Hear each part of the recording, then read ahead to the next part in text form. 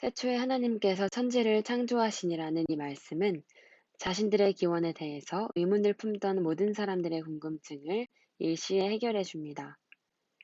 인간은 하나님의 창조를 인정해야 비로소 참된 안식을 얻을 수 있습니다. 이 말씀을 인정하는 사람들을 이제 하나님께서 세상을 창조하신 이유는 무엇이고 나에게 바라는 것은 무엇일까?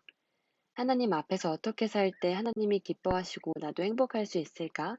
등 높은 가치의 일들을 생각하며 살게 됩니다.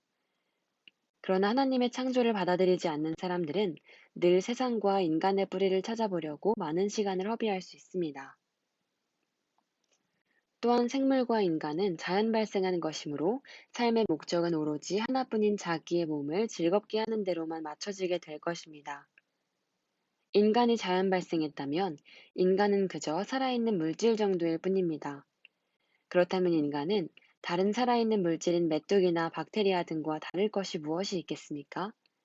차이점이라면 몸집이 더 크고 더 똑똑하다는 것밖에 없는 것입니다. 사람이 단순히 살아 움직이는 물질일 뿐이라면 물질들이 사랑과 정의를 논하는 것도 격에 맞지 않아 보입니다. 우리는 이제 창세기 1장 1절을 겸허히 받아들입시다. 인간은 하나님께서 사귀고 영광받기 위해서 특별히 창조하신 영적인 존재입니다. 창세기 1장 2절에는 땅이 혼돈하고 공허하며 흑암이 깊음 위에 있고 하나님의 신은 수면 위에 운행하시니라 라고 했습니다.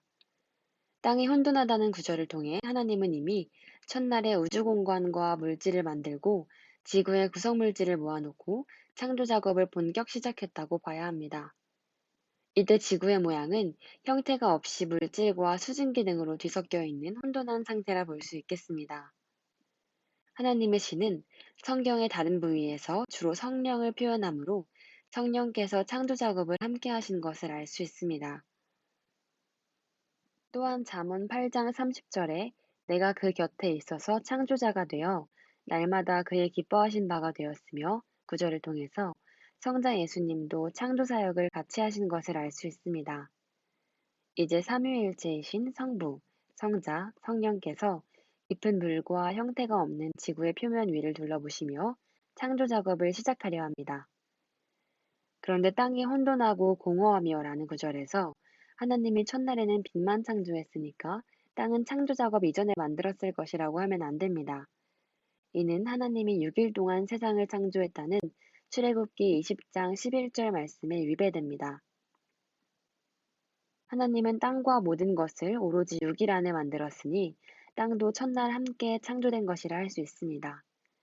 이 상태에서 하나님은 제일 먼저 말씀으로 빛을 창조하셨습니다. 하나님이 공간과 물질의 바탕 위에 실제적인 것으로서 빛을 제일 먼저 창조했다는 말씀은 매우 과학적이고 합리적인 것으로 보입니다. 모든 움직임과 생명 활동에는 에너지가 있어야 한다는 것을 생각해 봅시다. 빛은 에너지의 가장 근본이 되는 것입니다.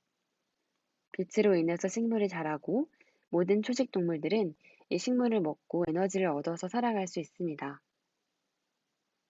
또한 식물들이 매몰되어 석탄이 되고 식물을 먹은 동물들이 석유가 됩니다. 이렇게 빛이 여러 가지 에너지로 변환되어 모든 움직이는 활동을 일으킬 수 있습니다. 또한 빛이 물을 증발시키고 그것이 다시 비로 내리고 이어서 강이 흐릅니다. 빛이 그늘을 만들고 그로 인해서 온도차가 생기면서 지구에 바람도 붑니다. TV나 컴퓨터도 전기의 힘으로 작동되는데 이것도 빛에서 온 에너지가 전기로 변환되어 발생한 것이죠.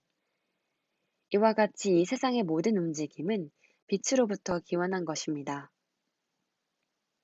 빛은 죽어있던 모든 것을 살아 움직이게 합니다. 빛은 생명활동의 가장 근본이 되는 이 세상에 단 하나밖에 없는 전원 공급 장치입니다. 이 전원이 나가는 순간 세상은 모든 활동을 정지하게 될 것입니다. 이 전원을 공급하신 분이 하나님이십니다. 그가 시작하셨으니 마치는 것도 그의 능력과 권한에 있습니다. 이제 지구에서 둘째 날에 벌어진 물의 이동을 살펴보겠습니다. 하나님은 먼저 수증기 형태의 물을 둘로 나누셨습니다. 창세기 1장 6절에 하나님이 이르시되 물 가운데에 궁창이 있어 물과 물로 나뉘게 하라 하시고 기록이 있습니다. 여기서 궁창은 지구의 대기를 말하므로 물이 대기 위의 물과 대기 아래의 물로 나뉘었다는 것을 알 수 있습니다. 위로 올라간 물은 대기권 상층부의 수증기 형태로 존재하고 밑으로 내려간 물은 응결되어 바다와 강의 물이 된 것입니다. 셋째 날에는 하나님께서 땅이 올라와 육지가 되고 물들은 내려가서 바다가 되게 하셨습니다. 하나님은 왜 지구의 상층부에 수증기층을 두었을까요?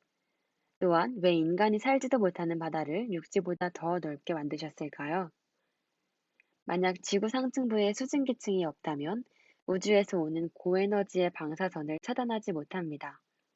이는 지구의 생물들에게 매우 치명적입니다. 수증기층이 지구를 둘러싸게 하신 것은 하나님께서 인간과 동식물들을 보호하기 위해서 하신 것입니다.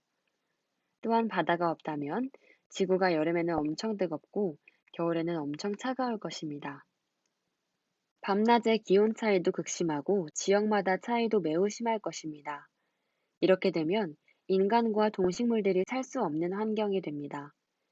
바다는 태양의 뜨거운 열을 흡수해서 증발했다가 타 지역에 비로 내리면서 지구의 환경을 전체적으로 통일되고 안정적으로 유지시켜 줍니다. 하나님께서 바다를 불필요하게 보일 정도로 넓게 만드신 것은 지구의 온도를 일정 수준으로 유지하기 위한 창조자의 지혜와 배려라 할 수 있을 것입니다. 과학자들은 지구가 46억 년 전에 발생했다고 합니다. 과학을 신뢰성 있다고 받아들이는 신학자들은 창세기의 처음 3일은 지금과 달라서 하루가 수억 년 정도일 것이라고 해석하기도 합니다. 그러나 성경은 창조 첫날부터 저녁이 되고 아침이 되니 이는 첫째 날이니라 라고 기록함으로써 지구가 첫날부터 일정한 공간성을 가지고 자전하고 있으며 창세기의 하루가 아침과 저녁이 있는 지금의 하루와 같은 개념이라는 것을 확실히 알려주고 있습니다. 만약에 하나님이 수억 년 걸린 일을 3일 만에 마친 것처럼 말했다면 이는 하나님의 능력이 부족하면서도 큰 능력을 가진 것처럼 과장한다는 뜻이 될 수 있습니다. 엿새 동안에 나 여호와가 하늘과 땅과 바다와 그 가운데 모든 것을 만들었다는 말씀이 거짓말이라는 뜻도 됩니다. 이는 하나님의 전능성과 진실성에 큰 흠집을 내는 것이며 사탄이 좋아할 만한 사상입니다. 이런 타협안은 성경과 과학이 잘 융합되게 해서 믿음에 도움이 될 것이라는 명분을 갖지만 사실은 사탄에게 이용당하는 것이고 신자들의 믿음을 좀먹어 들어가는 것입니다. 하나님은 거짓말을 하지 않으시는 분입니다. 하나님의 창조 사역을 잘 살펴보면 사랑하는 인간들을 보호하기 위한 따뜻한 배려가 보입니다. 우리도 하나님을 사랑하고 그분을 기쁘게 할 수 있는 삶을 살아야 하겠습니다. 시청해주셔서 감사합니다.